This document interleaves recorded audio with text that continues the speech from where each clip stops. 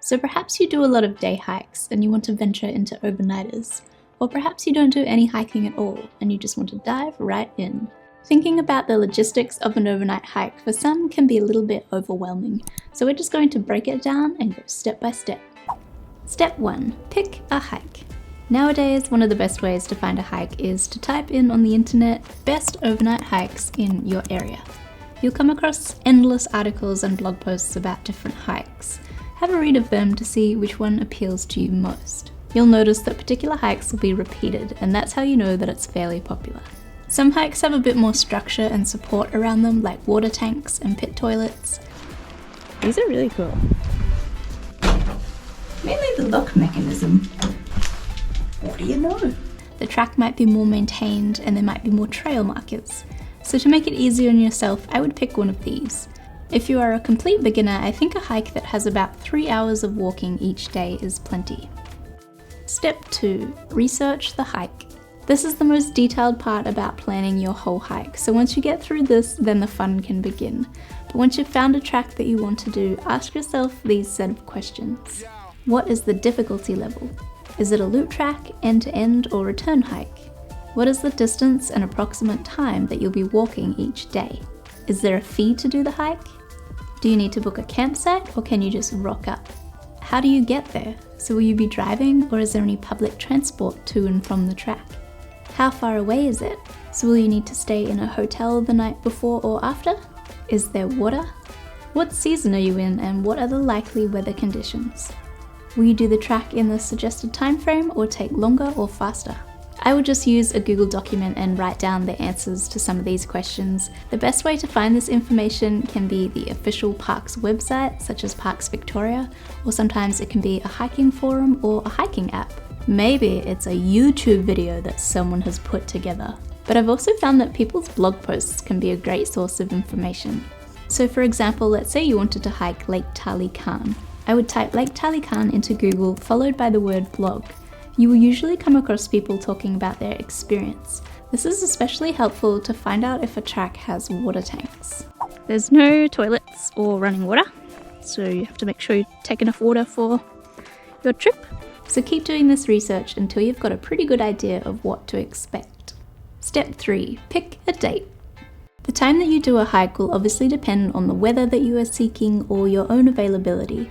Weekends, Christmas holidays, and school holidays will always be busier. Maybe that's a good thing and you want to run into people while you're out on the track, or maybe you don't want many people.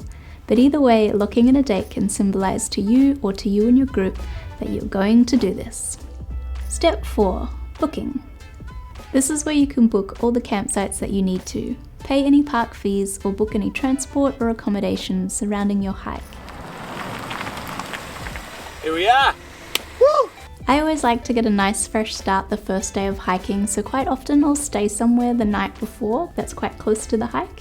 If you're flying somewhere, maybe you want a buffer of a couple of days in case they lose your luggage or your flight gets delayed.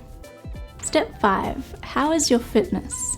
Now that your dates are locked in and you've done some research, you could consider whether or not you need to do some training beforehand. I'm sure all of us could say that we could be a little bit fitter. When I first started hiking, I never specifically trained, but I used to have netball 4 times a week, so my base level of fitness was not at 0. So only you can be the judge in how you feel. There is no better way to train for a hike than going hiking, but it's not that easy for everyone to up and go on a hike. So don't be alarmed if you are on your hike and your little lungs need some air or your legs are tired. I'd say that's pretty expected for your first pack carry hike. The type of exercise I do above all else, simply because I enjoy it the most, are HIIT workouts, so high intensity interval training. If you're enjoying this video so far, don't forget to hit the like button as it helps my channel be seen by the YouTube gods, and do consider subscribing if you dabble in a bit of hiking. Step 6. Gear list. I've attached a link to a gear list that I've created that you can download in the description box. It includes everything you might need for both winter and summer hikes. But creating or using a gear list is a great way to make sure that you won't forget anything. Aside from ticking off the gear as you pack, I can also recommend watching gear list videos on YouTube. They're a great way to see what other people are packing, or more importantly, what they are not packing. Just remember that if you are new to overnight hiking, you don't have to have expensive gear. You can hire gear, you can borrow gear, or you can just buy cheap gear until you figure out what you actually like. My first hiking pack cost me $60 off eBay. I found a water bladder at a garage sale, and I literally went to the kitchen drawer and took out a fork and a spoon.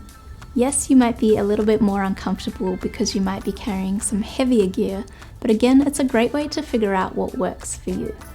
Another point to make when you are preparing your gear is that you should be prepared for all types of weather. Even if you're going on a hike in peak summer, you should still be prepared for it to rain or turn cold. It's raining. Step 7. Sort your food.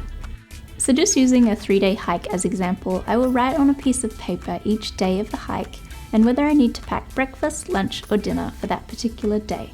So you can see on day 1 I don't need to pack breakfast because I'll be eating breakfast in the motel.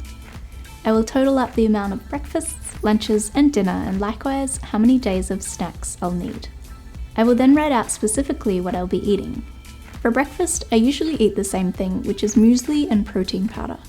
Lunch is varied between cheese and crackers, tuna and crackers, Nutella wraps, or even a salad sandwich for my first day. Lunchtime. Yeah, lunchtime. Carrying our heavy sandwiches.